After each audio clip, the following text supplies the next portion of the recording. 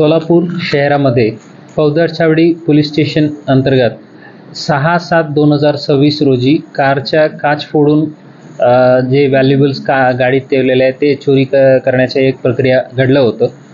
तेच मोडस ऑपरेंडीच्या पुन्हा 28/7/2026 रोजी अशाच सिद्धेश्वर मंदिरच्या पार्किंग परिसरामध्ये पुन्हा एक घटना घडलं होतं. यात 2 गुन्हे दाखल करून फौजदारछावडी पोलीस स्टेशनच्या DB पथकांनी आरोपी शोध करत होतो.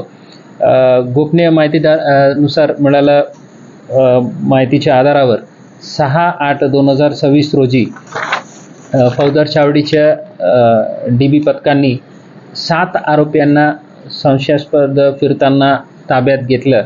त्यांचे नाव खालीलप्रमाणे आहे: षण्मुगम अमरनाथन, आदित्यन दंडादपाणी, चेरन मुकुंदन, आनंद विश्वनाथ, जगन बालसुब्रमण्य.